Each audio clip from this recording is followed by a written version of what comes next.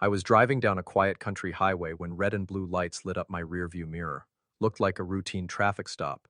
Except the SUV tailing me wasn't from the sheriff's department. Out stepped two guys in cheap tactical vests that read HOA COP. They demanded my license, told me my truck violated community standards, and even threatened to impound it on a state highway.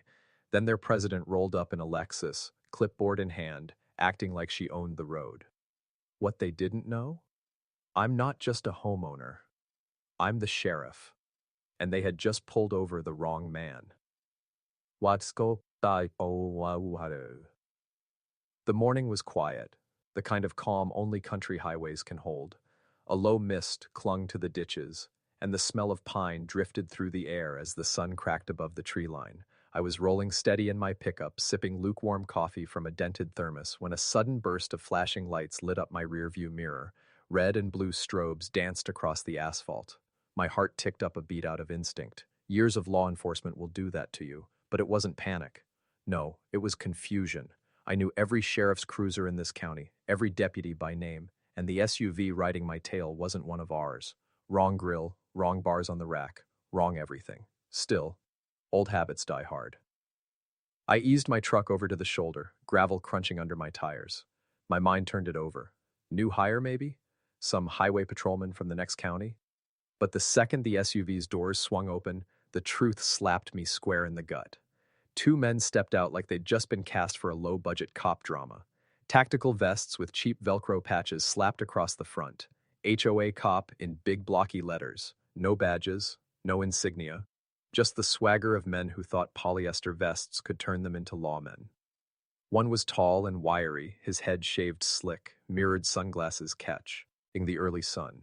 The other was heavier, a clipboard jammed under one arm like it was a ticket book. The tall one strutted forward and rapped his knuckles against my window. License and registration. Step out of the vehicle. I just looked at him, deadpan. On what grounds? You're in violation of multiple HOA ordinances, he said, his voice flat like he'd practiced it in a mirror. This is an official compliance stop. I couldn't help the laugh that bubbled up. On the highway? Correct, the heavier one chimed in, flipping through his clipboard like it was scripture. Article 7, subsection B. All resident vehicles must conform to community appearance standards at all times. Your truck has unauthorized accessories. I stared at them in disbelief. You pulled me over because of my toolbox and mud tires? Non-compliance is a serious matter, the tall one puffed his chest. Failure to cooperate will result in escalation. Before I could reply, a white Lexus glided up behind their fake cruiser, tires crunching against gravel. Out stepped Linda Marsh, president of our illustrious HOA, pearls around her neck, hair sprayed to perfection, clipboard clutched like a royal decree. Her smug smile could have curdled milk. Good morning, she cooed, standing tall in her heels. We've had multiple complaints about your vehicle, sir. These officers are here under my authority to ensure compliance. I tilted my head. Linda, you do realize this is a state highway, right? Your authority ends at the neighborhood entrance. Her smile sharpened, eyes narrowing like daggers. Our jurisdiction extends wherever our residents go. Your non-compliant truck reflects poorly on the community. It's an embarrassment. The clipboard man nodded as though she'd quoted the Constitution itself. We'll need you to exit the vehicle. Non-compliance may result in impound. Guains? That's when it clicked. They weren't here to issue warnings. They were here to strongarm me into handing over my truck. My jaw tightened, hands resting calmly on the wheel. So let me get this straight, I said slowly. Two fake cops in cheap vests, backed by a president who thinks her rules extend past her mailbox, are trying to arrest me over a pickup truck? The tall one scowled. Laugh all you want, sir. This is happening. Step out now, or it'll get worse. I leaned back in my seat, letting their nonsense wash over me. They thought they had me cornered, that I was just another homeowner they could bully with their fake authority. What they didn't know, what they couldn't possibly know, was that I wasn't just a homeowner. I was the sheriff, and they'd just made the biggest mistake of their lives.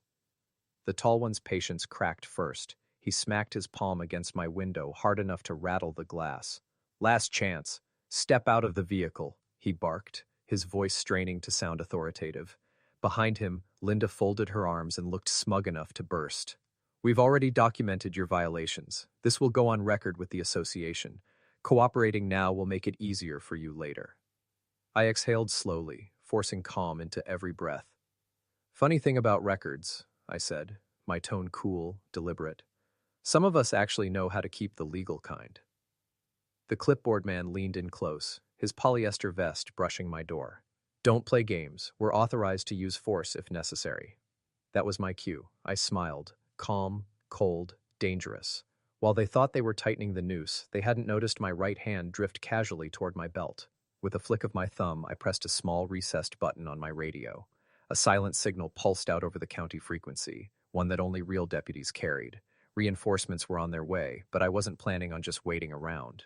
I shoved the door open, forcing the clipboard guy to stumble back.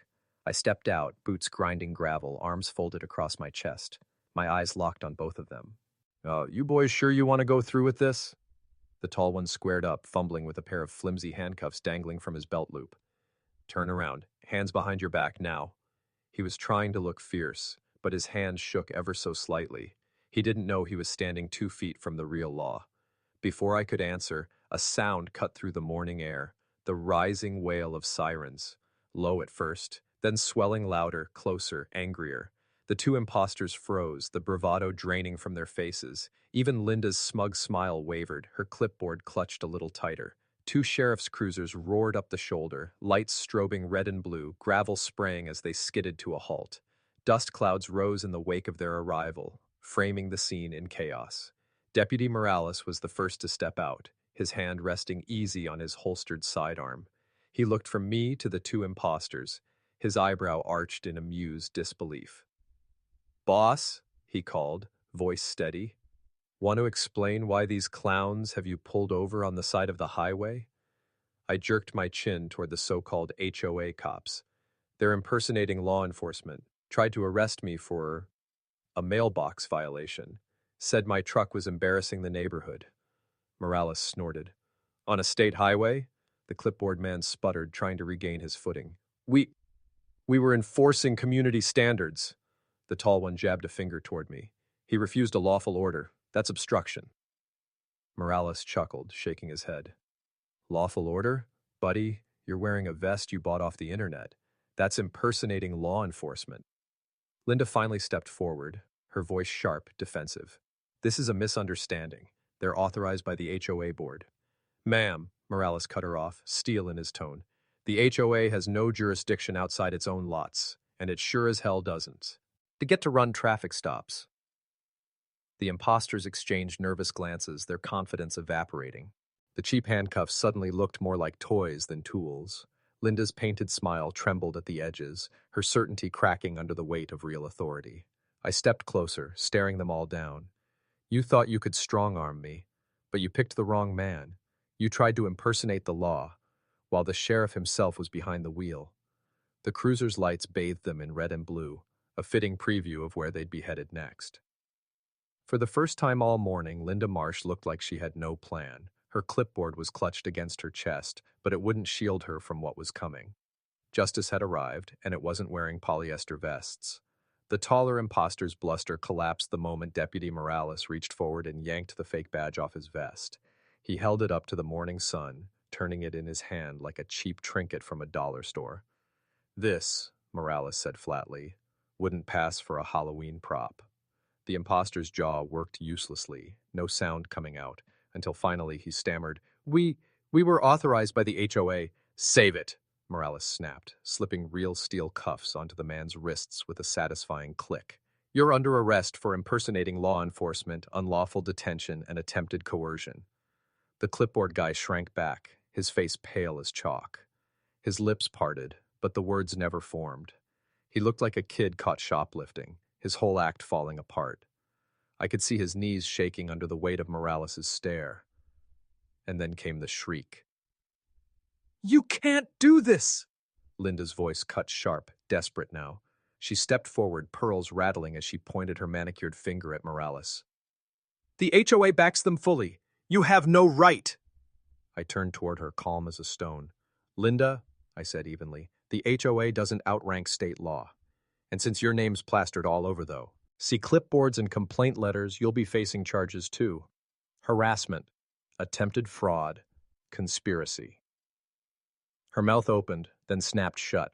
She looked like a fish dumped on a dock, gasping, flopping, but completely powerless. For once, the queen of smug comebacks had nothing to say. Within minutes, the scene was unrecognizable. The fake cops sat slumped in the back of real cruisers, their polyester vests shoved into evidence bags. The Lexus's headlights still gleamed in the sun, but its driver, the mighty HOA president, was no longer in control. Linda had been cited on the spot, her precious clipboard seized as evidence. But that wasn't the end of it, not by a long shot. When Morales and I returned to the station and handed the prosecutor's office the evidence, the dam broke wide open. Phone calls started pouring in. Neighbors who'd stayed quiet out of fear finally found their voices. Stories spilled, fraudulent fines shoved under doors, threats of compliance centers where homeowners were summoned for interrogations, intimidation tactics meant to keep everyone in line. It wasn't just my truck they'd gone after. It was dozens of families. Single mothers harassed over chipped paint. Retirees threatened for having garden gnomes. Folks fined hundreds for things as petty as mismatched curtains visible from the street. The so-called HOA cops weren't just a joke. They were a racket. And Linda Marsh had been at the center of it all, pulling the strings with her smug smile and endless clipboards. Now, with real law enforcement involved, her little empire was about to crumble. I leaned back in my office chair that night, reports stacked high on my desk, and allowed myself a rare smile. They'd thought they could bully me into submission, just another homeowner scared of late fees and phony ordinances. But they'd picked the wrong man to pull over. The sheriff's badge on my chest wasn't for show, and the law they'd mocked was about to show its teeth. 2 weeks later, the courthouse was packed tighter than a Sunday revival. Word had spread fast, neighbors, reporters even. Even curious onlookers had crammed themselves onto the benches to watch the downfall of the so-called HOA cops and their queen. I took a seat in the front row, arms crossed, boots planted firm on the polished floor. I wasn't there as sheriff today. I was there as a homeowner who'd been targeted like everyone else. The bailiff called the room to order, and the charges were read aloud. Impersonating a peace officer, fraud, attempted unlawful restraint, conspiracy. Each word hung heavy in the air, bouncing off the marble walls like thunder. The tall man's face turned beet red, sweat glistening on his shaved head. The clipboard guy slouched, eyes glued to the floor, his shirt already darkened with nervous sweat. And then there was Linda. She sat stiff as a board, her purse clutched in her lap like it might save her. The pearls around her neck looked like a noose tightening with every accusation. For the first time in all the years I'd known her, she looked small. Not commanding, not smug. Just small. The prosecutor didn't waste time. Morales's body cam footage, the confiscated vests and fake badges, the piles of complaint letters, all of it laid bare before the jury. Then came the neighbors. One by one, they took the stand. A widow fined for leaving her Christmas wreath up a week too long. A veteran threatened with vehicle impoundment because his truck had an American flag decal. A young couple who'd received bogus late fees until they were forced to pay or face compliance detention. The courtroom rippled with gasps, whispers, and the occasional shake of a head. The judge listened in stony silence, her pen scratching across notes. By the time the last witness stepped down, the weight of the evidence was crushing. When the verdict came, it wasn't a surprise. Guilty on all counts. The judge's voice cut sharp as a gavel. Bailiffs, take them into custody, bid the impositors wilted. The tall man tried to protest, but the bailiff's hand on his shoulder silenced him. The clipboard guy looked like he might faint, his knees buckling as he was led away. Linda, though, her reaction was something else. She sat frozen, lips trembling, eyes darting around the room as if searching for an escape hatch that didn't exist. When the cuffs clicked onto her wrists, she finally broke. "This isn't fair. I was protecting the community," she cried, her voice high and shrill. The judge didn't even flinch. "You abused your authority, ma'am. You are hereby removed from your position, fined, and placed under a no-contact order with the residents you harassed." Gasps filled the courtroom. A few neighbors clapped, unable to hide their relief. By week's end, the sentences were handed down. The fake cops got county time and were ordered to pay restitution to the homeowners they'd conned. Linda was stripped of her presidency, slapped with heavy fines, and barred from holding any HOA office ever again. Her reputation, once ironclad in our neighborhood, lay in ashes. As I stepped out of the courthouse, sunlight spilling across the steps, Neighbors I'd known for years gathered around. A firm handshake here, a pat on the back there. An older man with tears in his eyes clasped my shoulder. "Sheriff," he said, voice thick with gratitude. "Feels like we finally got our neighborhood back." I gave him a small nod. No one is above the law. Not fake cops, not power-hungry presidents. Justice doesn't play dress-up. The red and blue lights might have faded from the highway that morning, but their meaning remained. The HOA's fraud had been exposed, the imposters unmasked, and the community finally free from their grip. For the first time in months, our neighborhood could breathe easy. And as for me, I knew one thing for certain. If the HOA ever tried to pull a stunt like two, hat again, I'd be waiting. Badges may be easy to fake, but real justice, that's something you can't buy online.